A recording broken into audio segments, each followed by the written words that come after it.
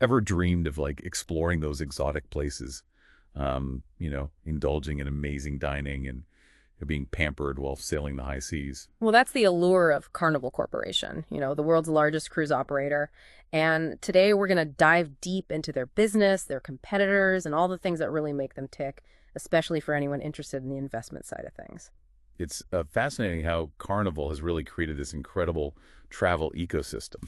Yeah, it's not just about the ships themselves, it's about that entire vacation experience that they provide. We've got a treasure trove of information to navigate here, a very detailed research report on Carnival and their, piping hot Q4 2024 earnings call transcript. So much information in these sources. It's like a backstage pass to the inner workings of the entire cruise industry. All right, so let's set sail with the basics. Carnival Corporation, what exactly do they do? What's their, bread and butter? What are they known for? Well, their 9 cruise brands are definitely front and center. We've got Carnival Cruise Line, Princess Cruises, and the super luxurious Cunard line covering, North America, Europe, and Australia. A lot of variety there. Huge variety, but they also manage all of the onboard operations, restaurants, shops, casinos, and even shore excursions in all corners of the world. Wow. Think of it like a floating city with a global reach. Yeah, so they're not just in the transportation business, they're creating that whole vacation experience. Exactly, and that's what sets them apart. They're not just taking you from point A to point B,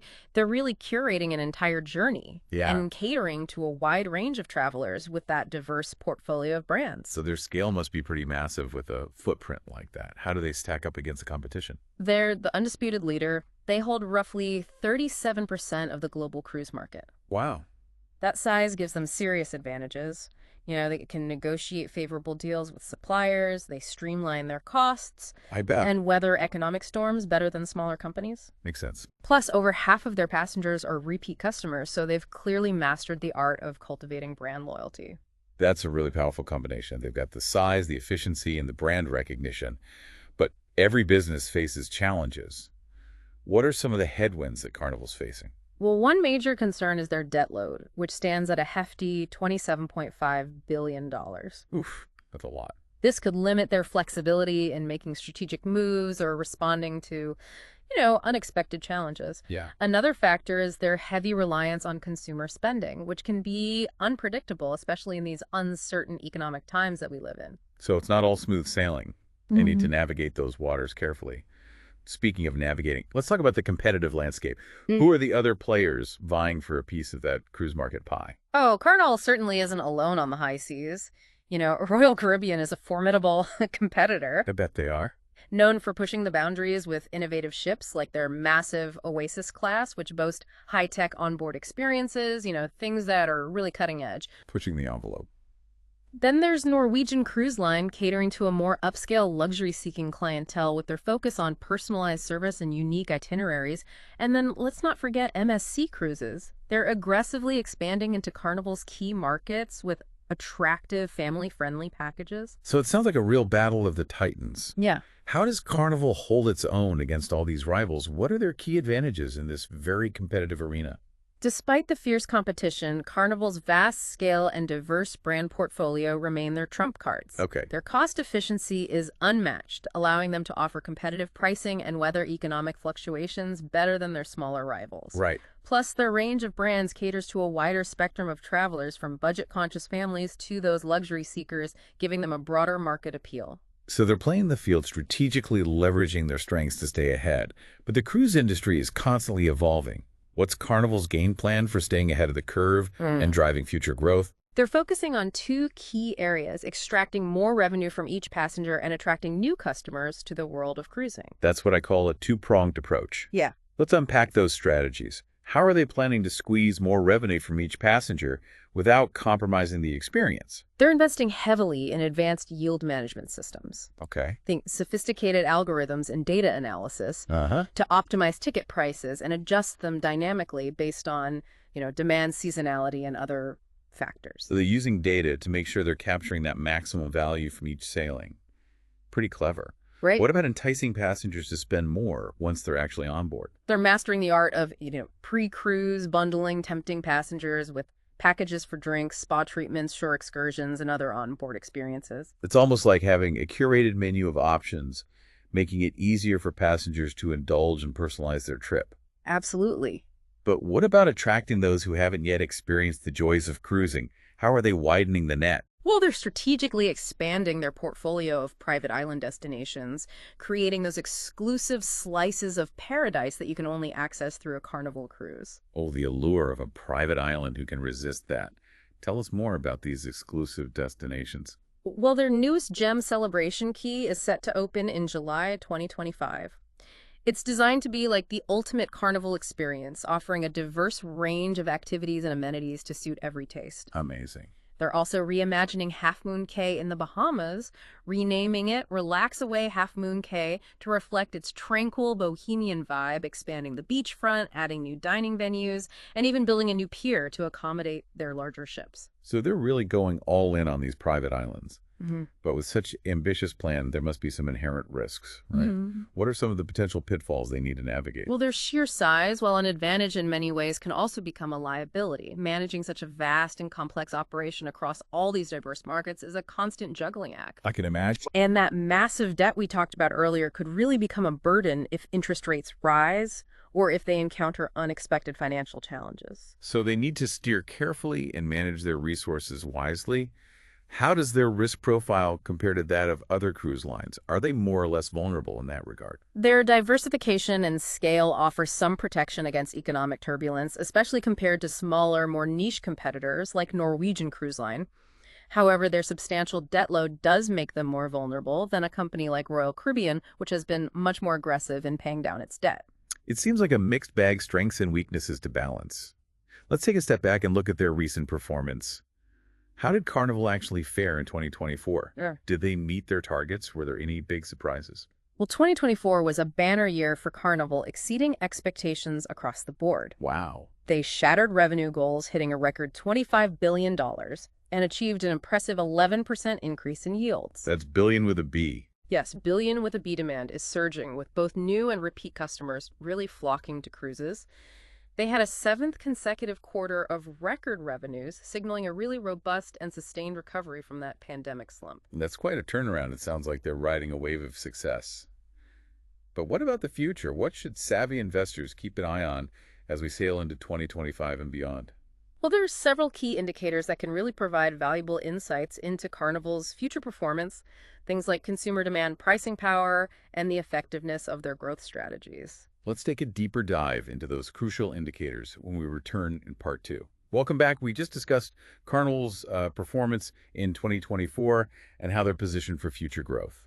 Let's break down those key indicators that will really determine their success as we sail into 2025. Well, a great place to start is, their recent financial performance. It offers clues about the underlying strength of their business. We know they had a record-breaking year, but what were the key drivers behind that success? What made them stand out from the competition? Well, looking at their Q4 2024 earnings call transcript, one thing really jumps out: their pricing power. They achieved an 11% yield increase for the full year, with a significant portion driven by higher ticket prices. This suggests consumers are willing to pay a premium for the Carnival experience, even with other vacation options available. That's a good sign. It means they're not just filling ships, they're filling them at higher prices. Exactly. It speaks volumes about the strength of their brands and the effectiveness of their revenue management strategies. They're clearly getting better at matching supply and demand and optimizing pricing to maximize revenue. So they're making smart decisions about how they price their cruises. Uh, What about onboard spending? We know that's a big piece of the puzzle for cruise lines. Did that contribute to their success? Absolutely. Onboard spending actually accelerated sequentially each quarter throughout the year. They're clearly doing a good job enticing passengers to spend once they're on board. It sounds like those drink packages, spa treatments, and shore excursions are really adding up. They are, and Carnival is constantly innovating, introducing new onboard experiences to keep those revenue streams flowing. It's all about creating those tempting extras that enhance the vacation experience. But strong revenue is only one side of the coin. Let's flip it over and talk about costs. How did they manage expenses in the face of rising inflation and all those other challenges? They've been laser focused on operational efficiency. Their unit costs came in 100 basis points better than their original guidance for the year, demonstrating their commitment to controlling expenses. So they're keeping those costs in check, even with all the investments they're making in new ships and destinations. That's encouraging. Yes, they're finding ways to do more with less. They're leveraging their scale to negotiate better deals with suppliers, implementing cost-saving measures across their operations, and they're also benefiting from a slight easing of the inflationary environment. Okay, so it sounds like they're firing on all cylinders, strong revenue growth, disciplined cost management, and a clear strategy for the future. But we can't just focus on the positive. We need to acknowledge those potential risks that could impact their performance. You're absolutely right. Even with all their strengths, there are still potential pitfalls they need to navigate carefully. Let's revisit those, starting with their massive scale. Can they effectively manage such a large and complex organization, especially given all the moving parts involved in the cruise industry? It's a valid concern. Coordinating itineraries, managing staff, maintaining ships, and ensuring passenger safety and adapting to changing market conditions. Those are Herculean tasks for any company, let alone one of Carnival's size. Right. Any misstep or oversight could lead to disruptions, reputational damage, or even safety incidents, which could really impact their bottom line. So they need to be incredibly organized and have really robust systems in place to handle that complexity. Absolutely. And they need to be agile and adaptable, able to respond quickly and effectively to unexpected events like, geopolitical instability, natural disasters, or even another pandemic. Speaking of unexpected events, how are they handling those fuel cost fluctuations, which seem to be a constant concern in the industry? Well, they're actively pursuing several strategies to mitigate fuel price volatility, which, as you said, is a constant challenge in this industry. They've invested in a fleet of LNG-powered ships, which are significantly more fuel efficient and emit fewer greenhouse gases than traditional ships. So they're being proactive about reducing their environmental impact while also controlling costs. Exactly. They're also implementing energy-saving measures across their entire fleet, from optimizing sailing routes to using LED lighting and more efficient air conditioning systems. Wow. They're constantly evaluating new technologies and strategies to further enhance fuel efficiency and environmental performance. It sounds like they're building a more sustainable and resilient fleet for the future, which is good for both the planet and their profitability. But let's not forget about that elephant in the room. Yeah. Their debt. They've made progress, but it's still substantial.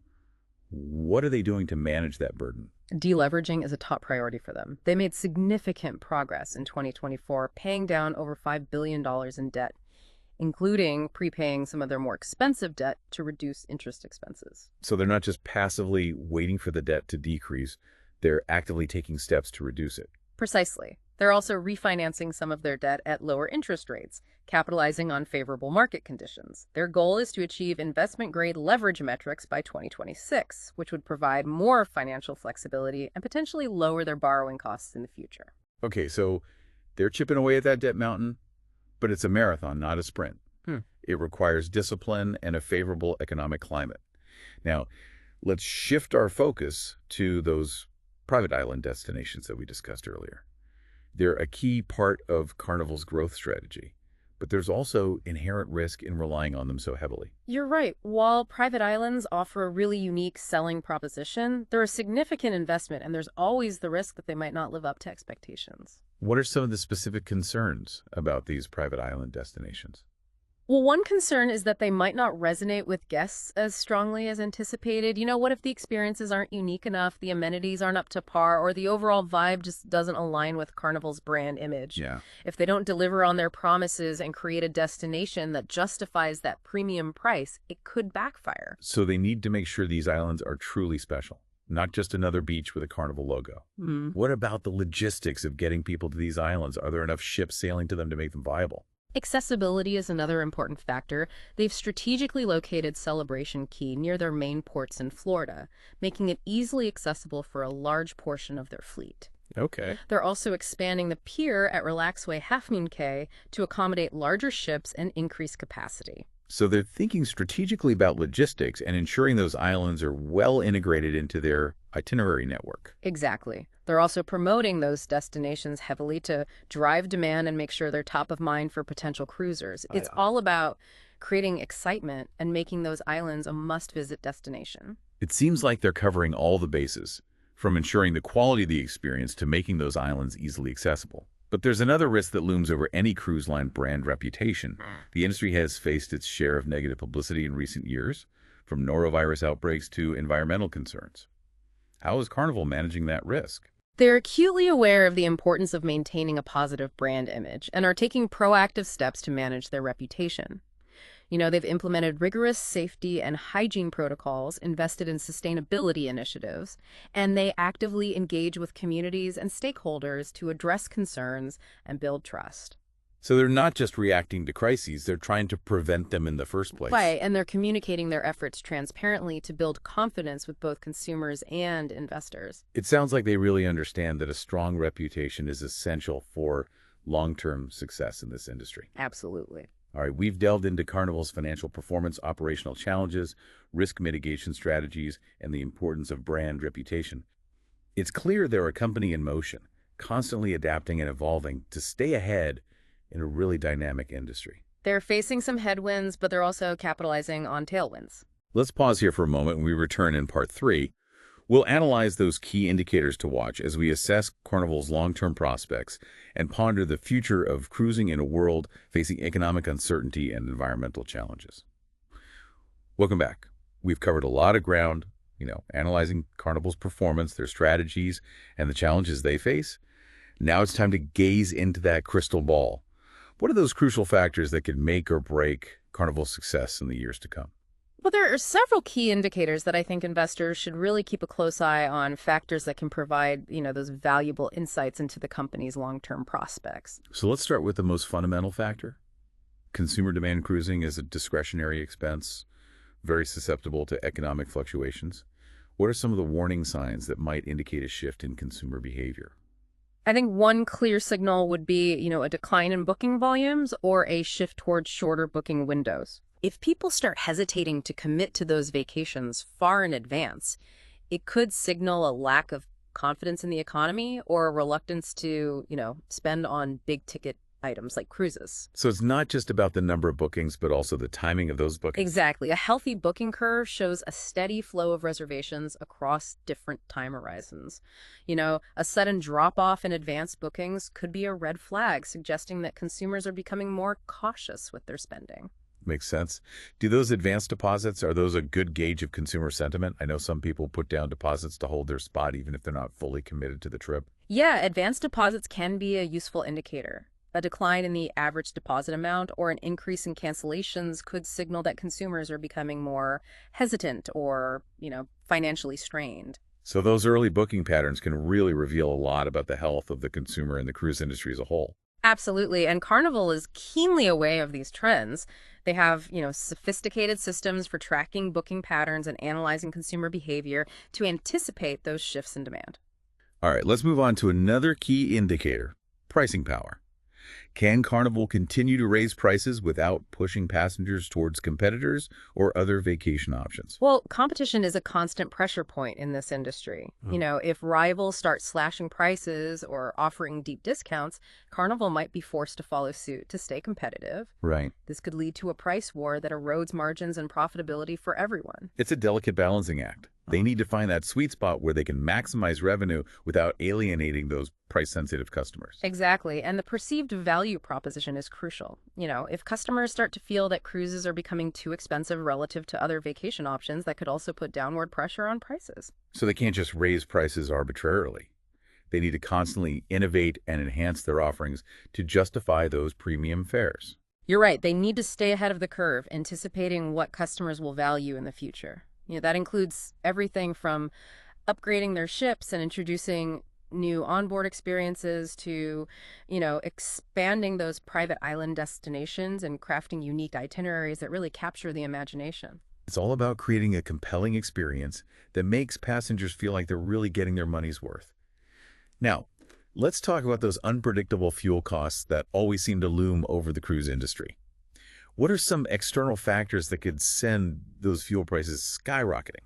Well, geopolitical instability is a major factor. Conflicts in oil-producing regions, sanctions, or even the threat of disruptions to supply chains can send shockwaves through energy markets, causing prices to spike unexpectedly. So those events on the world stage, those things that seem so far removed from our daily lives, can actually have a direct impact on the cost of a cruise vacation. Absolutely. And it's something that Carnival has very limited control over. They can hedge against some price fluctuations, but ultimately they're at the mercy of those global events and the volatile nature of energy markets. And I imagine a strong global economy, well, good for business in some ways, can also contribute to higher fuel costs. That's often the case when economies are growing. Demand for energy typically increases, which can push prices higher. Conversely, an economic slowdown can sometimes lead to lower fuel prices as demand softens. It's a bit of a double-edged sword for Carnival. A strong economy is good for consumer demand, but it can also lead to higher operating costs. Precisely, they need to find ways to navigate those competing forces and manage their fuel expenses strategically. Let's talk about their debt again. We know they're working on reducing it, but what are some scenarios that could make that debt burden even more challenging to manage? One obvious concern is rising interest rates. If interest rates climb significantly, it becomes more expensive for Carnival to service its debt. This could eat into their profits and limit their ability to, invest in growth initiatives or return capital to shareholders. It's a race against time, isn't it? They need to pay down that debt as quickly as possible before those interest rates start to climb too high. Exactly.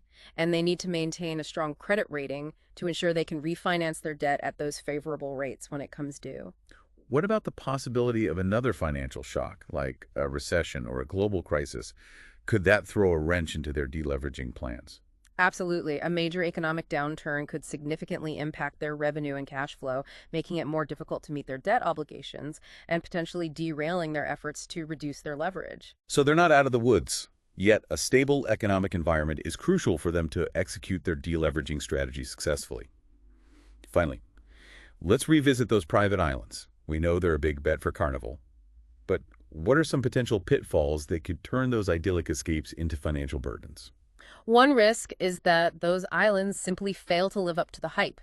Maybe the experiences aren't as unique or compelling as they're marketed to be, the amenities aren't up to par, or the overall vibe just doesn't align with Carnival's brand image. Right. They need to create an experience that truly enhances that cruise vacation and justifies the premium price tag. Exactly. They also need to carefully manage capacity and development, to preserve the natural beauty and tranquility of those destinations. If they become overcrowded or overdeveloped, they could lose their appeal.